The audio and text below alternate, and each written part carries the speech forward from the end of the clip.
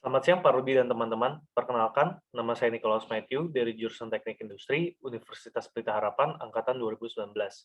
Pada kesempatan kali ini, berhubungan dengan mata kuliah Manajemen Perusahaan Industri, saya ingin menjelaskan sedikit tentang organizational structure atau struktur organisasi. Untuk membahas lebih lanjut tentang struktur organisasi, saya akan menggunakan contoh, yaitu dari perusahaan JNE. Jadi berikut merupakan contoh struktur organisasi dari perusahaan JNE.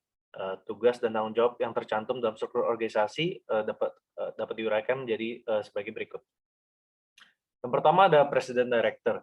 Jadi tugas dan tanggung jawab dari seorang Presiden Director adalah yang pertama mengamankan harta perusahaan dengan cara memberikan nasihat atau petunjuk kepada manajemen agar efisiensi kerja dapat tercapai. Yang kedua, mengangkat dan memberhentikan setiap manajer departemen dan kepala bagian. Dan yang terakhir, mewakili perusahaan dalam hubungan dengan pihak luar perusahaan.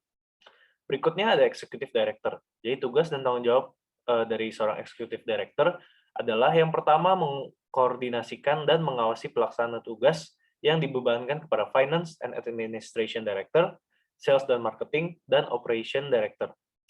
Berikutnya adalah memeriksa dan menyetujui rencana program kerja dan anggaran perusahaan secara keseluruhan. Dan yang terakhir, mengawasi jalannya kegiatan perusahaan dalam mencapai tujuan yang telah ditetapkan. Yang ketiga ada sekretari atau sekretaris. Tugas dan tanggung jawab seorang sekretaris adalah membuat notulen pada saat rapat diadakan dan mengarsipkan surat-surat atau dokumen-dokumen yang dianggap penting.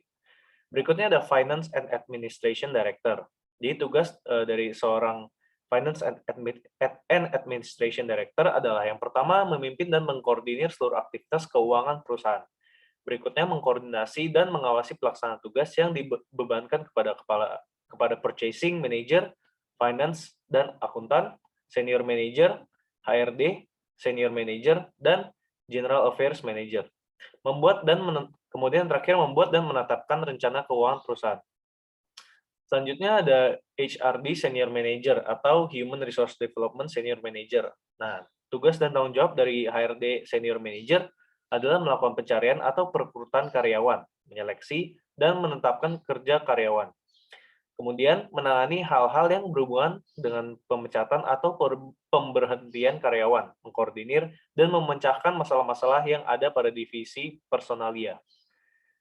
Kemudian ada Sales and Marketing Director. Jadi tugas dan tanggung jawab dari Sales and Marketing Director ini adalah mengkoordinasi dan mengawasi pelaksanaan tugas yang dibebankan kepada Customer Service Senior Manager, Sales Senior Manager, dan Marketing Senior Manager. Kemudian ada Marketing Senior Manager. Tugas dan tanggung jawab dari seorang Marketing Senior Manager. Yang pertama, melakukan analisa dan evaluasi atas produk, jasa, serta tarif, dan memberikan usulan pengembangannya. Kemudian ada melakukan analisa dan evaluasi atas produk, jasa, tarif, dan dari perusahaan pesaing dalam usaha memberikan masukan sehubung dengan pengembangan produk yang sudah ada maupun penciptaan produk baru. Selanjutnya ada melaksanakan kerjasama pengembangan produk, jasa, tarif dengan pihak lain sepanjang telah mendapatkan persetujuan Dewan Direksi. Yang terakhir ada membuat laporan akan hasil kajian dan pekerjaan yang telah dilaksanakan. Berikutnya ada Operation Director. Jadi tugas dan tanggung jawab dari seorang Operation Director adalah memimpin, mengkoordinir, dan mengawasi kegiatan yang dibebankan kepada Operation Senior Manager dan Cargo Senior Manager yang kegiatannya sehari-hari bersifat operasional. Dan yang terakhir ada Operation Senior Manager. Tugas dan tanggung jawab dari Operation Senior Manager adalah mengkoordinir dan memecahkan masalah-masalah yang timbul di dalam divisi operasional.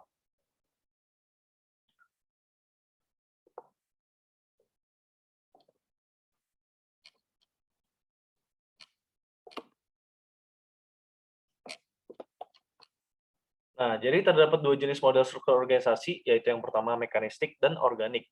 Struktur organisasi milik JNE merupakan struktur organisasi yang mekanistik, karena memiliki spesialisasi pekerjaan yang jelas, kemudian memiliki departementalisasi yang kaku, rantai komando yang jelas, rentang pengendalian yang sempit, tersentralisasi, dan formalisasi yang tinggi. Struktur organisasi yang mekanistik menuntut efisiensi dan sangat bertumpu pada aturan regulasi. Berikutnya saya akan membahas tentang team structure, matrix project structure, virtual organization, dan network. Jadi yang pertama team structure. Jadi struktur organisasi tim ini menggunakan tim permanen atau sementara untuk memecahkan masalah atau jika ada proyek khusus yang harus diselesaikan. Di struktur organisasi perusahaan JNE telah dibagi menjadi beberapa bagian dan tim yang bertanggung jawab masing-masing untuk melakukan tugasnya sebagai satu tim. Untuk matrix project structure, struktur organisasi matrix adalah format tempat kerja di mana karyawan melapor kepada 2 atau lebih manajer daripada satu manajer yang mengawasi setiap aspek proyek. Pada perusahaan JNE, struktur organisasi matrix ini dapat dilihat pada bagian Departemen Research and Human Capital, di mana pada bagian departemen tersebut terdapat beberapa manajer seperti Manager Research and Analyst, Human Capital Manager, General Affair Manager, dan sebagainya. Oleh karena itu, ketika ada masalah yang berhubungan dengan research and human capital, pekerja dapat melaporkan kepada manajer-manajer tersebut, kemudian baru dilaporkan kepada direktur departemen, lalu lanjut kepada executive director. Selanjutnya ada virtual organization. Virtual organization merupakan sekelompok grup atau orang atau institusi dengan beberapa tujuan yang sama melakukan sharing sumber daya manusia untuk memenuhi kebutuhan mereka. Sebetulnya hal ini sama dengan mendefinisikan organisasi, hanya di dunia virtual konsep tersebut lebih memanfaatkan media internet dan gadget sebagai perantara untuk melakukan aktivitas organisasi tersebut. Dan yang terakhir ada network.